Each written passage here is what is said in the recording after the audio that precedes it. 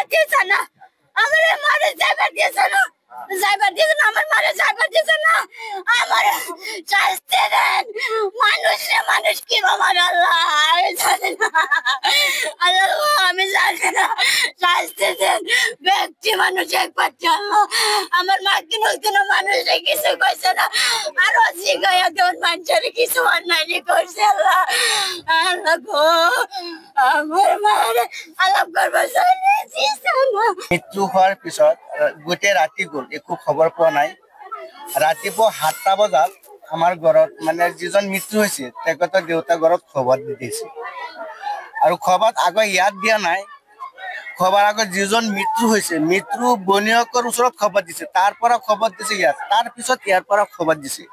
ইয়াত আহি গম পালো, বহুত ৰাইজক সুধিলো, বহুত ৰাইজে কৈছে তাক খুবেই অত্যাচাৰ কৰে, লোকৰ ঘৰত কাম কৰি খুৱাই। তাৰ সতিনী আছে যিজন মৃত্যু হৈছে, দুয়োজনে মিলাই কাম কৰি খুৱাই, তেওঁ মানে ঘৰত বহি বহি খায়। আৰু এতিয়া আহি চালো, পুলিচো আহিছিলে, চাইছে, চাই পেলাই চালে ইয়াত মানে লাঠিৰে কোবাই তেখেতৰ মৃত্যু হৈছে। হত্যা হৈছে। তাৰ হত্যা কৰিছে তাৰ সতিনী এজন আছে তেওঁ, আৰু তেওঁ যিজন মৃত্যু হৈছে তেওঁৰ স্বামী নাম নুৰুল ইছলাম নেকি, নুৰুল ইছলাম, আৰু তাৰ শাহুৰীৰ লগত বোলে জড়িত আছে হালিমা খাতুন।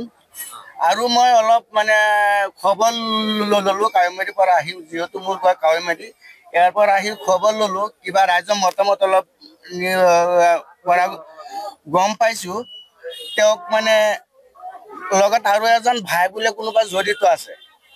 কিন্তু আমি কৈছোঁ কোনটো ভাই, আপোনালোকে অলপ হয়তো নকওঁ, আজিতো আপোনালোকে গুচি যাব, কালি আমাৰ লগত ফেচকা ল'ব। আৰু বহুত মানুহ জানে, কালিও পিটিছে, কালি আবেলি সময়তো পিটিছে, সন্ধিয়া সময়তো পিটিছে। এইটো পিটিছে স্বামী, যিজন মৃত্যু হৈছে তেওঁৰ স্বামী, আৰু লগত আছে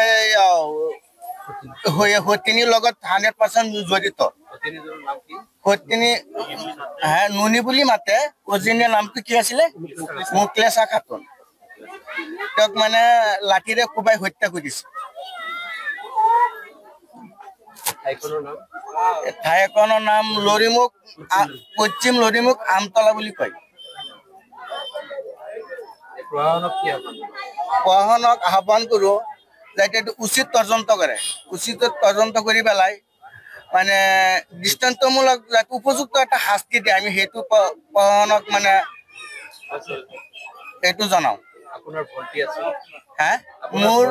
মোৰ ভণ্টি আছিলে।